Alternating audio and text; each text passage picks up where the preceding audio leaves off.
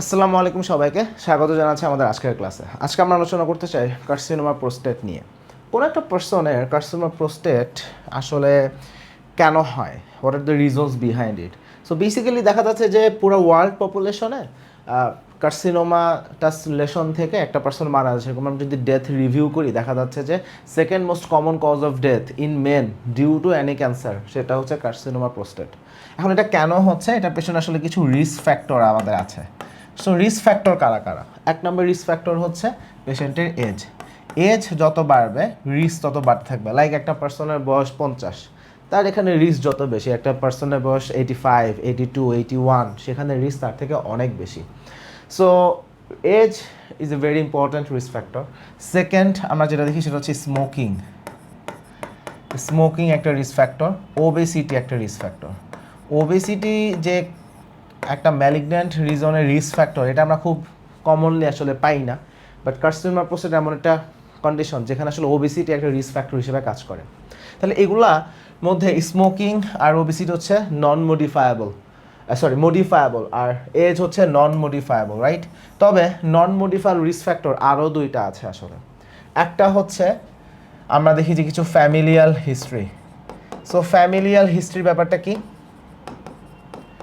So অনেকে পার্সনের ক্ষেত্রে আমরা হয়তো বা family history of carcinoma prostate পাইতে পারি, যেখানে আসলে একটা জেনেটিক মিউটেশন আসলে থাকে। মোস্ট অফ দ্য টাইম দেখা যাচ্ছে যে আমাদের BRCA মিউটেশন থাকে। এটা আমাদের ডিএনএ যেই রিপেয়ার সিস্টেম সেটার সাথে আসলে কানেক্টেড। আরও স্পেসিফিকভাবে বলে BRCA2, সেইখানে আসলে মিউটেশন আসলে থাকে। সো ফ্যামিলি হিস্ট্রি একটা ইম্পর্ট্যান্ট রিস্ক ফ্যাক্টর হিসেবে এটাকে আমরা আসলে অ্যাড্রেস করি। তাহলে কোনো একটা পার্সনের বয়স বেশি, স্মোকিং, ওবেসিটি, ফ্যামিলি হিস্ট্রি। আরেকটা রেশিয়াল একটা আমাদের একটা রিস্ক ফ্যাক্টরকে আমরা অ্যাড্রেস করি এভাবে যে আফ্রো ক্যারিবিয়ান এই এথনিসিটি যদি কারো থাকে, সেখানেও আমরা আসলে একটা হাই রিস্ক পপুলেশন হিসেবে সেটাকে আসলে আমরা অ্যাড্রেস করে থাকি। এখন কথা হচ্ছে কোনো একটা পার্সনের যদি কার্সিনোমা প্রোস্টেট ডেভেলপ করে, পেশেন্টের প্রেজেন্টেশন আসলে কেমন হয়। এখানে একটা ইন্টারেস্টিং ব্যাপার বলি, সেটা হচ্ছে জাস্ট মনে করি যে এটা হচ্ছে ইউরেথ্রা আর মনে করি এটা হচ্ছে প্রোস্টেট, জাস্ট মনে করি, ওকে? সো নর্মালি যদি এমন হয় যে নর্মালি আমরা দেখি যে কার্সিনোমাটা এরকম peripheral part of the prostate এই জায়গাগুলোতে ইনভলভমেন্ট হয়। সো যখন পেরিফেরাল পার্ট আসলে ইনভলভড হয়, সেইখানে আসলে পেশেন্ট অ্যাকচুয়ালি অ্যাসিমটোমেটিক থাকে। যদি একটা ছোট্ট একটা নোডিউলার কোনো একটা লেশন যেটা প্রোস্টেটের মধ্যেই সীমাবদ্ধ এবং পেরিফেরি অফ দ্য প্রোস্টেট, সেখানে পেশেন্ট ইউজুয়ালি অ্যাসিমটোমেটিক থাকে। হয়তো এখানে টিউমার মার্কার হিসেবে প্রোস্টেট স্পেসিফিক অ্যান্টিজেন হয়তো বেশি থাকতে পারে, but otherwise patient actually asymptomatic থাকবে। কিন্তু পেশেন্ট সিমটম কখন অ্যারাইজ করে? সিমটম অ্যারাইজ করে যখন এই টিউমারটা আস্তে আস্তে বড় হচ্ছে, বড় হতে হতে যদি সেটা এই ইউরেথ্রাকে ইনভলভ করে ফেলে, বা তার আশেপাশে যে অ্যানাটমিক্যাল যে স্ট্রাকচারগুলো আছে, এটার অ্যানাটমিক্যাল ক্লোজ রিলেশনে যে অ্যানাটমিক্যাল স্ট্রাকচারগুলো আছে, যেমন সেমিনাল ভেসিকল হতে পারে, এপিডাইমিস হতে পারে, বা এই ধরনের অ্যানি সর্ট অফ অ্যানাটমিক্যাল যেমন পেলভিক ফ্লোর মাসল হইতে পারে। তাহলে যদি এমন হয় যে সারাউন্ডিং কোনো একটা স্ট্রাকচার সেটা ইনভলভড হচ্ছে, হয়তো বা টিউমারটা এক্সটেন্ড করছে, ইনভেশন হয়ে গেছে, অথবা মেটাস্ট্যাসিস হয়ে গেছে, সেইটার জন্য পেশেন্টের সিমটম অ্যারাইজ করে। তাহলে কী কী সিমটম হতে পারে? একটা সিমটম হইতে পারে পেশেন্টের পেইন। একটা সিমটম হতে পারে পেশেন্টের পেইন। সাধারণত পেশেন্ট আমাদের কাছে ব্যাক পেইন নিয়ে আসতে পারে, অথবা পেরিনিয়াল রিজিওনে তার পেইন হচ্ছে, ব্যাক পেইন বা পেরিনিয়াল রিজিওনে তার পেইন হচ্ছে, এরকম পেইন থাকতে পারে। অনেক সময় পেশেন্ট টেস্টিসেও পেইন নিয়ে আসতে পারে। কোনটা কেন হচ্ছে সেটা নিয়ে একটু কথা বলি। ব্যাক পেইনের ব্যাপারটা হচ্ছে কার্সিনোমা প্রোস্টেট যেটা, সেটা দেখা যাচ্ছে আলটিমেটলি আমরা দেখি যে এটা মেটাস্ট্যাসিস হয়ে গেছে, মেটাস্ট্যাসিস হয়ে ভার্টিব্রাকে ইনভেট করতেছে। এখন যখন সেটা এরকম ভার্টিব্রাকে ইনভেট করতেছে বা আমাদের এক্সিয়াল স্কেলেটন সেটাকে আসলে ইনভেট করে, ভার্টিব্রাতে ইনভেট করলে সেইটার জন্য পেশেন্টের ব্যাক পেইন হয়। অ্যাকচুয়ালি এইখানে কার্সিনোমাটাস লেশনটা যখন মেটাস্ট্যাসিস হচ্ছে, এখানে আসলে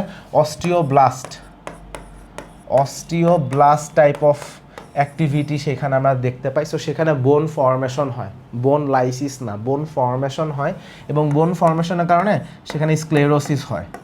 সো এই পেশেন্ট আমাদের কাছে ব্যাক পেইন নিয়ে আসতে পারে। সো ব্যাক পেইন হলে আমরা চিন্তা করি যে মোস্ট প্রবাবলি এটা হেমাটোজেনাস রুট দিয়ে ভার্টিব্রাতে স্প্রেড করে গেছে, সেখানে স্ক্লেরোসিস হয়েছে, সেইখান থেকে পেশেন্ট ব্যাক পেইন নিয়ে আমাদের কাছে আসতে পারে। পেরিনিয়াল রিজিয়নে পেইন কেন হবে? আমাদের এখানে কার্সিনোমা প্রোস্টেট এটা যদি এমন হয় যে পেলভিক ফ্লোর মাসল সেটাকে ইনভেট করে ফেলছে, তখন পেরিনিয়াল এখানে রিজিয়নে পেইন হতে পারে। তাহলে এটা কেন হচ্ছে?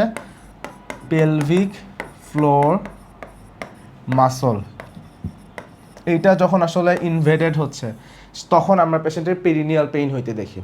টেস্টিসের পেইনের ব্যাপারটা হচ্ছে এটা আসলে একটা রেফার্ড পেইন, এইটা হলো একটা রেফার্ড পেইন। সো এমন না যে টেস্টিসে মেটাস্টাসিস হয়ে গেছে বা সেটা ইনভেডেড হয়েছে, ইনভেশন হয়েছে, নো, আসলে এটা একটা রেফার্ড পেইন। যেহেতু সিমিলার নার্ভ আসলে তারা শেয়ার করে, সিমিলার সেন্সরি নার্ভ শেয়ারিং হয়, সো এখানে আসলে আমরা দেখি যে একটা রেফার্ড পেইন আসলে আমরা পাই। তাহলে বেসিক প্রেজেন্টেশনের মধ্যে একটা ছিল পেইন। পেইনের বাদে আর কি কি প্রেজেন্টেশন হইতে পারে? একটা হইতে পারে যে ব্লাড। আমি ব্লাড বলে গ্রসভাবে কথা বলি। এখন বেসিক হিসাব হচ্ছে যে কার্সিনোমা প্রোস্টেট যেটা, সেটা যদি এমন হয় যে সেটা আসলে ইউরেথ্রাকে ইনভেট করে ফেলছে, লাইক ইউরেথ্রা ইনভেডেড হয়ে গেছে, অথবা পেশেন্টের হয়তো বা সেমিনাল ভেসিকল ইনভেডেড হয়েছে, অথবা সাপোজ এপিডিডাইমিস সেখানে ক্যান্সারটা ছড়ায় গেছে, এগুলো হতে পারে। ইফ দ্যাট হ্যাপেন্স তখন পেশেন্টের প্রেজেন্টেশন কি হইতে পারে? এই পেশেন্টের ক্ষেত্রে আমি দেখব হেমাচুরিয়া হচ্ছে, হেমাচুরিয়া। এই পেশেন্টের ক্ষেত্রে আমি দেখব হেমাটোস্পার্মিয়া হচ্ছে। সো যেটাকে ইনভেট করতেছে সেইখান থেকে ওইভাবে ব্লাড আসতেছে, বা এটার জন্য হেমাটোস্পার্মিয়া হবে। আবার দেখা যাচ্ছে যে ইউরেথ্রা ইনভলভড, এখানেও হেমাটোস্পার্মিয়া হইতে পারে। তাহলে হেমাচুরিয়া নিয়ে আসতে পারে, হেমাটোস্পার্মিয়া নিয়েও আসতে পারে। এইটা আমরা তাহলে ব্লাড প্রেজেন্টেশন পাচ্ছি। আবার যদি এমন হয় যে আমাদের এই টিউমারটা বা ক্যান্সারটা ব্লাডার নেক এটাকে আসলে ইনভেট করতেছে, অথবা ইউরেথ্রাকে ইনভেট করতেছে, এই মোমেন্টে কিন্তু পেশেন্টের ব্লাডার আউটলেট অবস্ট্রাকশন নিয়েও কিন্তু সে আসতে পারে। তাহলে অবস্ট্রাকটিভ ইউরোপ্যাথি নিয়ে আসবে, তখন তার হেজিটেন্সি অথবা ইনক্রিজড ফ্রিকোয়েন্সি এইগুলা পেশেন্টের ডেভেলপ করতে পারে। তাহলে ব্লাডার আউটলেট অবস্ট্রাকশন সেখান থেকে আসতে পারে। তাহলে পেশেন্টের পেইন হবে, হেমাচুরিয়া হবে, হেমাটোস্পার্মিয়া হবে, symptoms of bladder outlet obstruction, সেই সিমটমগুলো পেশেন্ট নিয়ে আসবে। তাহলে আমরা দেখব যে ইনক্রিজড ফ্রিকোয়েন্সি সেটা ডেভেলপ করতে পারে, একটা হেজিটেন্সি থাকতে পারে, সিম্পল ব্লাডার আউটলেট অবস্ট্রাকশনের ফিচার নিয়ে পেশেন্ট আমাদের কাছে আসতে পারে। তাহলে এই প্রেজেন্টেশনগুলো আমরা আসলে পাইতে পারি। আচ্ছা, তাহলে পেশেন্টের এর বাইরে আর কি কি প্রেজেন্টেশন থাকতে পারে? সেটা হচ্ছে এই কার্সিনোমাগুলো আসলে যদি মেটাস্টাসিস হয়ে যায় অথবা সারাউন্ডিং অ্যানাটমিক্যাল স্ট্রাকচারকে ইনভেড করে, যেই জায়গাটা ইনভেডেড হচ্ছে বা যেইখানে মেটাস্টাসিস হচ্ছে সেই অনুপাতে আসলে পেশেন্টের প্রেজেন্টেশনগুলো আসলে ভ্যারি করে। তবে মোটা দাগে বেসিক প্রেজেন্টেশন এটা থাকে। আমাদের যখন এমআরসিবি পার্ট 1-এ যখন আমাদের কোশ্চেন আসবে সেখানে সিনারিওটা মোস্ট অফ দ্য টাইম এরকম দেওয়া থাকবে যে একটা ওল্ড এজের একটা পার্সন, হয়তো বা 70 থেকে 80 বা তার বেশি বয়স, এরকম একটা এজ গ্রুপের পেশেন্ট, সে হয়তো বা ব্যাক পেইন নিয়ে আসছে, সিনারিওতে দেওয়া থাকবে হয়তো বা তার প্রোস্টেট স্পেসিফিক অ্যান্টিজেনটা একটু বেশি। হ্যাঁ, সো এরকম একটা সিনারিও থাকতে পারে। এখন বেসিক কথা বাসি যে আমরা আসলে সাসপেক্ট করবো কখন যে একটা পেশেন্টের কার্সিনোমা প্রোস্টেট? অবশ্যই বয়স, এই রিস্ক ফ্যাক্টরগুলো প্রেজেন্ট, এবং পেশেন্টের হয়তো বা যে সিমটমগুলো বললাম এই সিমটমগুলো কোনো একটা হয়তো বা পেশেন্টের প্রেজেন্ট আছে। এখন এরপরে আমাদের কাজকে ক্লিনিক্যাল এক্সামিনেশন করতে হবে, এবং ক্লিনিক্যাল এক্সামিনেশনে আমরা আসলে একটা ডিআরই করতে চাই, ডিজিটাল রেকটাল এক্সামিনেশন। ডিআরই করে আমাদের লাভ কি? ডিআরই করে আমাদের লাভ হচ্ছে প্রোস্টেট এই টাইমে আমরা যখন পাবো, প্রোস্টেটের একটা আলাদা ফিচার থাকবে। কি? এইটা প্রোস্টেটটা দেখা যাচ্ছে একটা ইররেগুলার, আমরা একটা ইররেগুলার অ্যাসেসমেন্ট হবে, কারণ প্রোস্টেটটা বেসিক্যালি সিমেট্রিক্যাল। কিন্তু যখন একটা টিউমার হচ্ছে, সাধারণত ওয়ান সাইডে টিউমারটা হয় এবং তখন একটা অ্যাসিমেট্রিক্যাল একটা শেপ নিবে। সো একটা ইররেগুলার অ্যাসিমেট্রিক্যাল একটা আমাদের আসবে, অ্যাসেসমেন্ট আসবে। অ্যাসিমেট্রিক্যাল আমাদের মনে হবে। আমরা যদি কনসিস্টেন্সি চেক করি, কনসিস্টেন্সিটা এখানে একটু হার্ড মনে হবে আমাদের কাছে। এটা একটা মিডিয়ান সালকাস থাকে, এই মিডিয়ান সালকাস এটা পাওয়া যাবে না, মিডিয়ান সালকাস অ্যাবসেন্ট।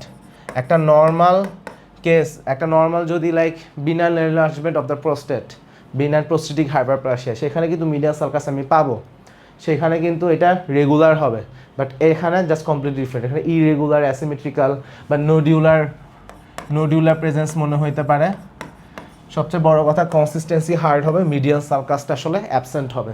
তাহলে আমি যখন ডিআরই করতেছি সেটা আমাদেরকে ক্লু দিচ্ছে। তাহলে একদিকে পেশেন্টের সিমটমস, আরেকদিকে ক্লিনিক্যাল এক্সামিনেশনের ফাইন্ডিংস, এগুলো সব কিছু মিলায় দেন আমাদের নেক্সট কাজ কী হবে, পেশেন্টকে আসলে ইনভেস্টিগেট করা। এখানে ইনভেস্টিগেশনের ক্ষেত্রে আমাদের একটা পার্টিকুলার পয়েন্ট নিয়ে আমরা একটু আলোচনা করি, সেটা হচ্ছে টিউমার মার্কার। এখানে টিউমার মার্কার হচ্ছে আমাদের প্রোস্টেট স্পেসিফিক অ্যান্টিজেন। এখন প্রোস্টেট স্পেসিফিক অ্যান্টিজেনের ক্ষেত্রে ঘটনা হচ্ছে এটার সেন্সিটিভিটি খুবই খারাপ, এটার স্পেসিফিসিটিও খুব খারাপ। কেন এটা বললাম? কারণ এমন অনেক পেশেন্ট আছে যার প্রোস্টেট স্পেসিফিক অ্যান্টিজেন আসলে নর্মাল লেভেলে আছে, বাট পেশেন্টের ক্যান্সার। এটা যেমন হইতে পারে, ঠিক একইভাবে এমনও হইতে পারে একটা পেশেন্টের প্রোস্টেট স্পেসিফিক অ্যান্টিজেন অনেক বেশি বা নর্মাল রেঞ্জ থেকে বেশি, বাট পেশেন্টের ক্যান্সার নেই, সেটাও হইতে পারে। তাহলে কি হলো, এইটা নর্মাল, সেখানে ক্যান্সার নাই, এমনও হইতে পারে। এইটা ইনক্রিজড কিন্তু সেখানে ক্যান্সার নাই, এমনও হইতে পারে। তাহলে এটা নর্মাল নাকি বেশি, এটাতে আমি কিভাবে অ্যাসেস করব? আবার এমনও হইতে পারে যে পিএসএ নর্মাল, হ্যাঁ, কিন্তু এইদিকে ক্যান্সার হয়ে বসে আছে, এইদিকে ক্যান্সার হয়ে বসে আছে, এমনও হইতে পারে। সো আবার পিএসএ ইনক্রিজড, ক্যান্সারও আছে, সেটাও হইতে পারে। তাহলে এরকম যদি সিনারিও হয় যে এটা আসলে ক্যান্সার হলে নর্মালও পাইতে পারি, বেশিও পাইতে পারি, ব্যাপারটা আসলে অ্যাড্রেস করা খুব টাফ হয়ে যায়। বাট এরপরও আমরা আসলে এটাকে করি, কারণ আমরা আলটিমেটলি পেশেন্টের কীভাবে অ্যাসেসমেন্ট করি, আমাদের history, clinical examination, prostate specific সব কিছু মিলায় আমাদের ক্লিনিক্যালি আমরা আসলে একটা ওভারঅল একটা অ্যাসেস করে সেই অনুযায়ী আমরা আসলে কোরিলেট করে আমরা আসলে সিদ্ধান্তে আসি। তার পাশাপাশি কার্সিনোমা যদি আসলে সাসপেক্ট করা হয়, আলটিমেটলি আমাকে একটা বায়োপসি নিতেই হবে, বায়োপসিটাও আমাদের কনফার্মেশন হবে। বাট পিএসএ আমরা করি, কিন্তু এটা মাথায় রাখতে হবে যে এখানে আসলে ব্যাপারটা খুব বেশি একটা স্পেসিফিক না। এখন পিএসএ লেভেল নিয়ে কিছু আলোচনা আছে, আমরা একটু পাস মেডিসিনে এখানে ওরা একটা পিএসএ লেভেল নিয়ে ওদের একটা ডিসকাশন আছে, আমি জাস্ট এটাকে একটু অ্যাড্রেস করতে চাই। তাহলে এদের কথা হচ্ছে যে পিএসএ টেস্টিংটা এখন আমরা কখন করব। একটা কথা বলতেছে যে যেখানে আমি কার্সিনোমা প্রোস্টেট সাসপেক্ট করতেছি, যখন কার্সিনোমা প্রোস্টেট আমি সাসপেক্ট করতেছি সেখানে আমি পিএসএ টেস্টিং ফর স্ক্রিনিং পারপাস করব। আর একটা পার্সন হচ্ছে যে যাদের বয়স 50 বছরের বেশি, তাদের ক্ষেত্রে আসলে পিএসএ করা হয়। এখন কথা হচ্ছে এজের সাথে আমরা কখন সেটাকে অ্যাড্রেস করব যে এটা আসলে তার এজ অনুযায়ী পিএসএ লেভেল এর থেকে বেশি হলে সেটা অ্যাবনর্মাল হিসেবে কাউন্ট করব। তাহলে একটা হিসাব কি বলবো, একটা হচ্ছে এজ আর একটা হচ্ছে পিএসএ লেভেল। আমি যে লেভেল বলবো এই লেভেলের বেশি হইলে সেটাকে অ্যাবনর্মাল হিসেবে আমরা আসলে অ্যাড্রেস করব। তাহলে এখন এজ প্রথম থেকে আসি। তাহলে কোনো একটা পার্সনের বয়স যদি 40 বছরের কম হয়, সেখানে পিএসএ লেভেল যদি আমি স্লাইট ইনক্রিজডও দেখি, সেটাকে আসলে প্যাথোলজিক্যাল কোনো রিজন আছে কিনা সেটাকে কনসিডার করা উচিত, বাট যদিও এই বয়সে আসলে আমরা এক্সপেক্ট করি না। সেকেন্ডলি, কোনো পার্সনের বয়স যদি 40 থেকে 49-এর মধ্যে হয়, সেখানে পিএসএ লেভেল আমরা আসলে কত চিন্তা করি, 2.5-এর উপরে ন্যানোগ্রাম পার এমএল। তাহলে যদি 2.5-এর বেশি হয়, তাহলে সেটাকে আমরা চিন্তা করবো যে ঠিক আছে, ইট মাইট নিড সাম কি বলা যেতে পারে, অ্যাটেনশন, এটা একটু অ্যাটেনশন লাগতে পারে। তারপরে যদি এটাকে আমরা 50 থেকে 59 বলি, তাহলে মোর দ্যান 3.5 ন্যানোগ্রাম পার এমএল। এর বেশি হলে সেটাকে আমরা মানে সিরিয়াসলি নিব। যদি 60 থেকে 69 হয়, তাহলে মোর দ্যান 4.5। আর যদি কারো বয়স যদি 70 থেকে 79 এখানে এর মধ্যে হয়, তখন এটা যদি 6.5-এর বেশি হয়, তখন সেটাকে আমরা আসলে সিরিয়াসলি নিতে চাই। আর কারো বয়স যদি 80-র উপরে হয়, কারো বয়স যদি 80-র উপরে হয়, সেইখানে আসলে পিএসএ লেভেলটা আমরা যতই পাই সেটাকে আসলে ক্লিনিক্যালি কোরিলেট করতে হবে। তাহলে এই পিএসএ লেভেলের ক্ষেত্রে আসলে পিএসএ বেশি হলেই হবে না, এটার লেভেল কত সেটাকে আমাদেরকে দেখতে হবে। বাট এরপরেও কথা কি, এরপরেও কথা হচ্ছে এটার স্পেসিফিসিটি খুবই কম, যেটা একটু আগে বললাম যে এমনও আছে যে পেশেন্টের কার্সিনোমা প্রোস্টেট ডেভেলপ করছে কিন্তু পিএসএ লেভেল নর্মাল, অথবা পিএসএ লেভেলটা বেশি আছে কিন্তু পেশেন্টের আমরা দেখলাম যে কার্সিনোমা নাই, এটা আসলে হইতে পারে। সো স্পেসিফিসিটিটা আসলে কোশ্চেনেবল, তারপরে সেন্সিটিভিটিটা আসলে কোশ্চেনেবল। আচ্ছা, এখন তাহলে এইটা একটা ইস্যু। আর একটা ইস্যু হচ্ছে পিএসএ লেভেল কিছু পার্টিকুলার কন্ডিশনে আসলে বেশি হয়, তাহলে সেইগুলো আমাকে জানতে হবে। যেমন একটা হচ্ছে বিনাইন প্রোস্টেটিক হাইপারপ্লাসিয়া বা benign enlargement of the prostate, একই কথা। এখানেও কিন্তু পিএসএ লেভেলে কিন্তু বেশি হতে পারে। এবং এখানে খুব একটা ইম্পর্টেন্ট কথা বলি, কোনো পেশেন্টের benign enlargement of the prostate, সেখানে কিন্তু পেশেন্টের অবস্ট্রাকটিভ ফিচারগুলো সবই থাকবে। সেখানে পেশেন্টের যদি আমি ডিআরই করি, সেখানেও কিন্তু আমি প্রোস্টেটটাকে পালপেট করতে পারবো, সেটা প্রোস্টেটটা এনলার্জ হবে। বাট পার্থক্য কি, মিডিয়ান সালকাস আছে নাকি না সেটা বোঝার উপায়, যে মিডিয়ান সালকাস কিন্তু এখানে পাওয়া যাবে। এবং একটা সিমেট্রিক্যাল এনলার্জমেন্ট নর্মালি আমরা এক্সপেক্ট করি। সেখানে নোডুলারিটি আমরা ওইভাবে কার্সিনোমাতে যেরকম পাচ্ছিলাম সেরকমটা আমরা এক্সপেক্ট করি। আমরা চিন্তা করি যে এখানে হয়তো একটা সিমেট্রিক্যাল বা একটা ডিফিউজ এনলার্জমেন্ট থাকতে পারে। তারপর দেখা যাচ্ছে কনসিস্টেন্সি এখানে একটু ফার্ম এক্সপেক্ট থাকে আমাদের, কিন্তু কার্সিনোমাটাসলেশনে কনসিস্টেন্সি আমরা হার্ড এক্সপেক্ট করি। তাহলে এভাবে একটু পার্থক্য করা যেতে পারে। বাট স্টিল বিপিএইচেও কিন্তু পিএসএ লেভেল আসলে বাড়তে পারে। বিপিএইচ বাদে আর কোথায় কোথায় এটা বাড়তে পারে, কোনো পেশেন্টের যদি প্রোস্টাটাইটিস ডেভেলপ করে, অথবা পেশেন্টের সাপোজ ইউটিআই ডেভেলপ করলো, অথবা পেশেন্টের কোনো একটা ইনস্ট্রুমেন্টাইজেশন করা হয়েছে, যে তাদের যেই ইউরিনারি ট্র্যাক্ট, তার যে ইউরেথ্রা, এটা নিয়ে কোনো একটা ইনস্ট্রুমেন্ট পাস করা হয়েছে, কোনো একটা ক্যাথেটার পাস করা হয়েছে, অথবা হয়তোবা কোনো একটা হয়তোবা টিইউআরপি করা হয়েছে, একটা ক্যাথেটার পাস করা হয়েছে, এনিথিং লাইক দ্যাট। তাহলে ইনস্ট্রুমেন্টাইজেশন যদি করা হয়, সেখানেও কিন্তু আমরা দেখব যে পিএসএ লেভেলটা আসলে বেশি হচ্ছে। এর পাশাপাশি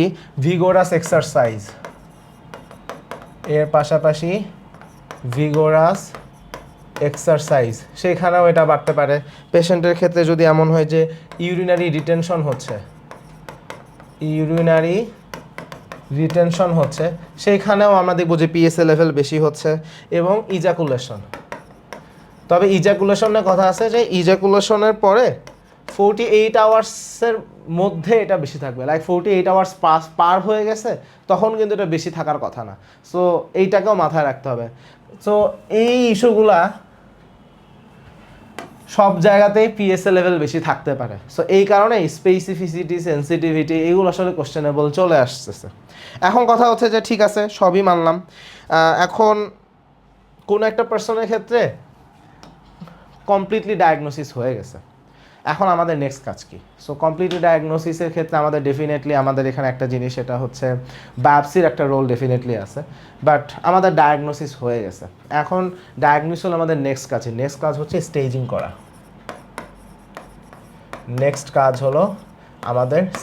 তাহলে আমাদের কি কি স্টেজ আছে? Stage 1, stage 2, stage 3, stage 4। TNM ক্লাসিফিকেশনে এটা হচ্ছে T1, T2, T3, T4, এটা নিয়ে আগে একটু কথা বলি। সো T1টা আসলে কখন বলি? T1টা হচ্ছে আমি ডিআরই করছি, আমার হাতে কিছু বাধা নাই, বাট টিউমার এক্সিস্ট করে। টিউমারটা এত ছোট, ডিআরই করে কিছু পাওয়া যায় নাই, এটা হচ্ছে T1। T2, এটা কি? যখন আমি ডিআরই করছি, টিউমারটা আমি পালপেট করতে পারছি, আই হ্যাভ পালপেটেড দ্য টিউমার, কিন্তু টিউমারটা শুধুমাত্র প্রোস্টেট গ্ল্যান্ডের মধ্যে সীমাবদ্ধ, এটা প্রোস্টেট গ্ল্যান্ডকে ক্রস করে নাই। তাহলে এখানে হচ্ছে টিউমার নট পালপেবল, আর এখানে টিউমার পালপেবল, কিন্তু সেইটা প্রোস্টেটের মধ্যে সীমাবদ্ধ, প্রোস্টেটকে ক্রস করে নাই। T3 কখন বলি? T3-তে এটা প্রোস্টেটের যে একটা ক্যাপসুল থাকে, প্রোস্ট্যাটিক ক্যাপসুল, সেই ক্যাপসুলটাকে সে ক্রস করে গেছে, কিন্তু সারাউন্ডিং কোনো স্ট্রাকচারকে সে ইভেট করে নাই। তবে এখানে একটা কথা আছে, ক্যাপসুলকে ক্রস করে গেলেও এখানে সেমিনাল ভেসিকল নিয়ে একটু কথা আছে, যে সেমিনাল ভেসিকল এটাকে যদি সে ইনভেট করতে পারে, তখন আমি এটাকে বলি T3A, T3B। সো ব্যাপারটা হচ্ছে সেমিনাল ভেসিকলকে সে ইনভেট করতে পারছে, তাহলে হবে T3B। আর সেমিনাল ভেসিকলকে সে ইনভেট করতে পারে নাই, সেটা হবে T3A। কিন্তু সেটা প্রোস্টেটিক ক্যাপসুলকে অবশ্যই ক্রস করতে পারছে, সেটাকে অবশ্যই ক্রস করে তার সামনে আরও আগাইতে পারছে, কিন্তু সেমিনাল ভেসিকলকে টাচ করলে সেটা হয়ে যাবে T3B। আর T4, T4 কখন বলতেছি, যদি সে সারাউন্ডিং অ্যানাটমিক্যাল আদার যে স্ট্রাকচারগুলো আছে সেটাকে যদি সে আসলে ইনভেট করতে পারে, like seminal vesicle, seminal vesicle এখানে লাইক মনে করি যে ইউরেথ্রা, হ্যাঁ ইউরেটার বা আশেপাশে বা এপিডিডাইমিস, এগুলোকে যদি সে আসলে ইনভেট করে ফেলতে পারে তাহলে সেইটাকে বলবো হচ্ছে T4। এটা হচ্ছে সাইজের হিসাবটা। আর লিফ নোড ইনভলভমেন্ট হতো এন, আর মেটাস্টাসিস হলে তো এম চলে আসবে, সেটা তো আসবেই। তাহলে এখানে আমাদের এই সাইজটা আমাদের লাগবে। সাইজটা এই TNM ক্লাসিফিকেশন কেন লাগবে ট্রিটমেন্টের জন্য, সেটা কি T1 অ্যাকচুয়ালি অবজার্ভ করা হয়, আর T2 হলে সার্জারি করে ফেলা হয়, রেডিক্যাল প্রোস্টেটেক্টমি করা হয়। সো ট্রিটমেন্ট নিয়ে একটু কথা আসবে। তাহলে আমরা এখানে অবজার্ভ করি বা T2 থেকে আমরা সার্জারি শুরু করে দিই। T1 অবজার্ভ করা হয়, T1 সার্জারি তখনই করা হয় না, বা T2 থেকে সার্জারির অপশনটা আসলে আমাদের শুরু হয়। তাহলে আমরা এখানে রেডিক্যাল প্রোস্টেটেক্টমি আসলে করে থাকি। এখন যদিও রেডিক্যাল প্রোস্টেটেক্টমি করি, এর সাথে সাথে কিছু জায়গায় আমাদের রেডিওথেরাপি লাগে, এর পাশাপাশি কিছু জায়গায় আমাদের রেডিওথেরাপি লাগে, এর পাশে আমাদের কিছু জায়গায় কেমোথেরাপি লাগে, এবং এই জায়গায় কিছু জায়গায় আমাদের হরমোনাল ট্রিটমেন্ট লাগে, হরমোনাল ম্যানেজমেন্ট লাগে, বিশেষ করে যেগুলো মেটাস্ট্যাটিক ক্যান্সার, বিশেষ করে যেগুলো মেটাস্ট্যাসিস হয়ে গেছে সেইখানে আমাদের হরমোনাল ট্রিটমেন্টকে কনসিডার করতে হয়। এখন মেটাস্ট্যাটিক ক্যান্সারে হরমোনাল ট্রিটমেন্টের আলাপটা আসলে কি, এখানে আসলে আমরা আমাদের মূল যে ব্যাপার সেটা হচ্ছে টেস্টোস্টেরন অ্যাকচুয়ালি এই গ্রোথটাকে প্রমোট করে। বেসিক কনসেপ্ট হচ্ছে টেস্টোস্টেরন এই গ্রোথকে প্রমোট করে। সো আমাকে টেস্টোস্টেরনকে ব্লক করতে হবে। সো টেস্টোস্টেরনকে ব্লক করার জন্য আমরা হরমোন থেরাপি ইউজ করতে পারি। সো এখানে আমরা কী হরমোন থেরাপি ইউজ করি, এখানে আমরা গোনাডোট্রপিন রিলিজিং হরমোন এইটার অ্যাগনিস্ট এবং অ্যান্টাগনিস্ট দুইটাই আসলে ইউজ করতে পারি। এখন কমন কোশ্চেন, অ্যান্টাগনিস্ট তো বুঝলাম, অ্যান্টাগনিস্ট গোনাডোট্রপিন রিলিজিং হরমোনকে ব্লক করবে। সো ওটাকে ব্লক করলে স্বাভাবিকভাবেই আমাদের গোনাডোট্রপিক হরমোনগুলো ব্লকড হয়ে যাবে। সো গোনাডোট্রপিক হরমোন ব্লকড হলে ওভারঅলভাবে আমার টেস্টোস্টেরন লেভেল ফল করবে। সো অ্যান্টাগনিস্ট খুবই বুঝতেছি, মিলাইতেছি, কিন্তু অ্যাগনিস্ট দিয়ে লাভটা কি, এটা হচ্ছে কোশ্চেন। কিন্তু আমরা অ্যাগনিস্টটা দিই। সো এটার ইন্টারেস্টিং থিওরিটা হচ্ছে এই যে যখন আমি অ্যাগনিস্ট দিব, অ্যাগনিস্ট যখন আমি দিব, সাধারণত গোসেরেলিন এটার নাম। সো অ্যাগনিস্টটা দিলে যেটা হবে, প্রথমে ডেফিনেটলি স্টিমুলেশন হবে, ডেফিনেটলি প্রথম স্টিমুলেশন হবে এবং তখন টেস্টোস্টেরন লেভেল শুরুতে বাড়বে, ইনিশিয়ালি টেস্টোস্টেরন লেভেল বাড়বে। কিন্তু যখন এটা পারসিস্টেন্ট স্টিমুলেশন করতে থাকবে, পারসিস্টেন্টভাবে স্টিমুলেশন করতেছে, সো ওভার স্টিমুলেশন থেকে একটা সময় যে টেস্টোস্টেরন লেভেল ফল করা শুরু করবে। সো ওভার স্টিমুলেশন যেই মোমেন্টে হবে তখন থেকে টেস্টোস্টেরন লেভেল ফল করা শুরু করবে, এবং এটা ফল করে এমন লেভেলে চলে যায় লাইক একটা পার্সনকে ক্যাস্ট্রেশন করে ফেলা হয়েছে, লাইক তার অর্কিডেক্টমি, বায়োল্যাটারাল অর্কিডেক্টমি করে ফেলা হয়েছে, সেইখানে টেস্টোস্টেরন লেভেল যেরকম থাকবে এইখানে সেরকম হয়ে যায়। তাহলে অর্কিডেক্টমি করলে যেরকম টেস্টোস্টেরন লেভেল থাকবে এইখানে সেই লেভেলে চলে আসে। তাহলে প্রথমে তো টেস্টোস্টেরন লেভেল বাড়বে যেহেতু স্টিমুলেশন হচ্ছে অ্যাগনিস্ট, বাট কনস্ট্যান্টলি যখন স্টিমুলেশন চলতে থাকে, হাইপার স্টিমুলেশন থেকে ফাইনালি টেস্টোস্টেরন লেভেল ফল করবে এবং ক্যাস্ট্রেশন লেভেলে চলে আসে। কিন্তু এখন কোশ্চেন হচ্ছে এই যে ইনিশিয়ালি যে টেস্টোস্টেরন লেভেল বেড়ে যায় ওইটা তো আবার সেই টিউমার ফ্লেয়ার আপ করতে হেল্প করবে, লাইক টিউমারটা আরও ফ্লেয়ার আপ করবে, সাইজ বড় হয়ে যাবে, আরও বেশি ছড়ায় যাবে। সো ওই ফ্লেয়ার আপটাকে আমি কীভাবে থামাবো, ওই ফ্লেয়ার আপকে থামানোর জন্য আমরা অ্যান্টাগনিস্ট ইউজ করি। তাহলে অ্যান্টাগনিস্টকে ইউজ করি ইনিশিয়াল যে ফ্লেয়ার আপ হয় সেটাকে থামানোর জন্য, আর ওভারঅল এই অ্যাগনিস্টটা চলবে আমার টেস্টোস্টেরন মানে লেভেলটাকে ক্যাস্ট্রেশন লেভেলে নামায় আনার জন্য। তাহলে এই কাজটা আমরা করতে পারি। তাহলে এখানে আমাদের অ্যাগনিস্ট হচ্ছে গোসেরেলিন। ওকে, আচ্ছা, এখন অ্যান্টাগনিস্টের হিসাব মোটামুটি হইল। এখন নেক্সট কথা হচ্ছে এর বাইরে আমাদের কী কী ড্রাগ আছে। এর বাইরে আমাদের হচ্ছে অ্যান্ড্রোজেন, আমরা এখানে অ্যান্টি অ্যান্ড্রোজেন ড্রাগ দিই, একটা এটা আছে। আর একটা ড্রাগ হচ্ছে আমাদের অ্যান্ড্রোজেন সিনথেসিসকে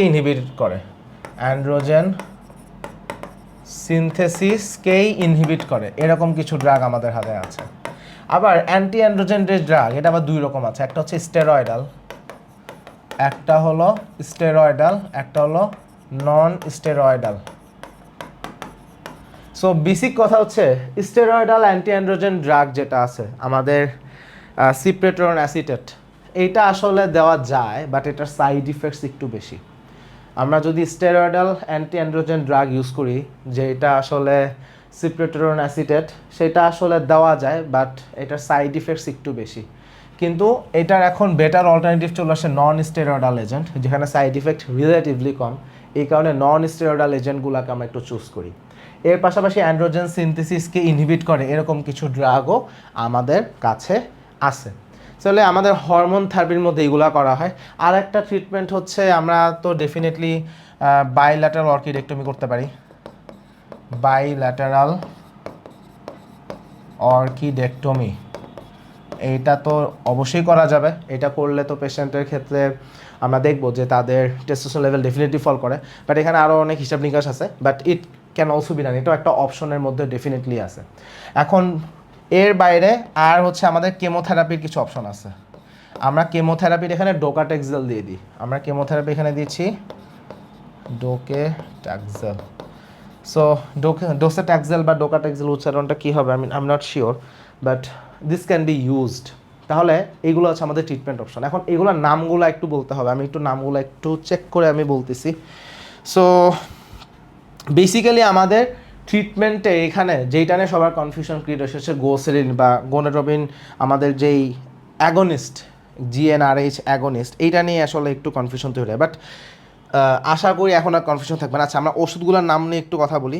সেটা হচ্ছে আমাদের যেটা জিএনআরএইচ অ্যাগনিস্ট, যেটা এইটা তো অলরেডি নাম বলছি, গোসেরিলিন।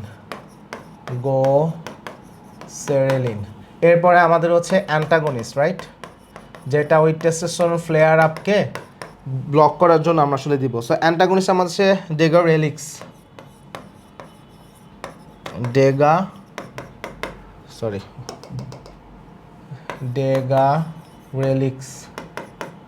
ডেগারেলিক্স আমাদের অ্যান্টি অ্যান্ড্রোজেন। তারপরে আমাদের anti androgen drug, anti androgen. এখন অ্যান্টি অ্যান্ড্রোজেনের মধ্যে বলছিলাম একটা হচ্ছে স্টেরয়েডাল, একটা বলছিলাম নন স্টেরয়েডাল।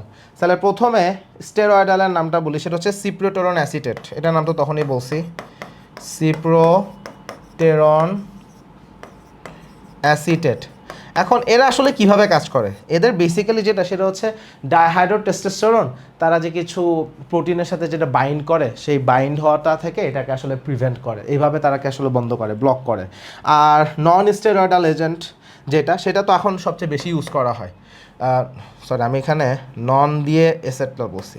সিপ্রোটেরন অ্যাসিটেট হচ্ছে স্টেরয়েডাল, এটা হলো স্টেরয়েডাল এজেন্ট। তাহলে নন স্টেরয়েডাল অ্যান্টি অ্যান্ড্রোজেন কোনটা? নন স্টেরয়েডাল অ্যান্টি অ্যান্ড্রোজেন হচ্ছে আমাদের বাইক্যালুটামাইড।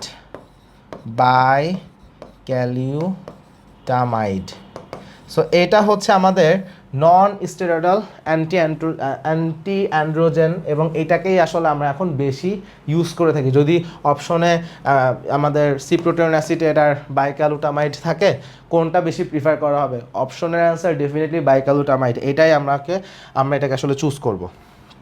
আচ্ছা, অ্যান্ড্রোজেন সিনথেসিস ইনহিবিটর একটা ড্রাগের কথা বলেছিলাম, যে অ্যান্ড্রোজেনের সিনথেসিসকে আমরা ইনহিবিট করব। Androgen synthesis inhibitor. সো এখানে আমাদের কি ড্রাগ আছে? আমাদের এখানে আছে অ্যাবিরাটেরন।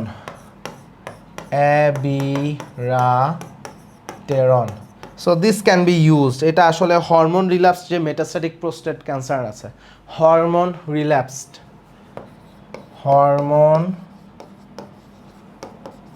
রিল্যাপসড মেটাস্ট্যাটিক ক্যান্সার, যেটা মেটাস্ট্যাটিক ক্যান্সার, সেইখানে এটাকে আমরা আসলে কমনলি দিয়ে থাকি। আর একটা সেটা হচ্ছে to reduce the testosterone level, আসলে বাইল্যাটারাল অর্কিডেক্টমি করা যায়।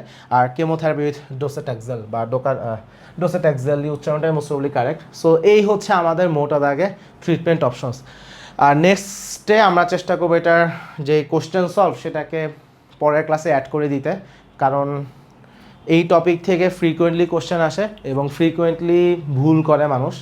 সো আলাদা করে এই টপিক রিলেটেড কোশ্চেন সলভ সেশনটাকেও আমরা এই ক্লাসের পরের সেশনে আমি অ্যাড করে দেবো ইনশাল্লাহ। সবাইকে অসংখ্য ধন্যবাদ।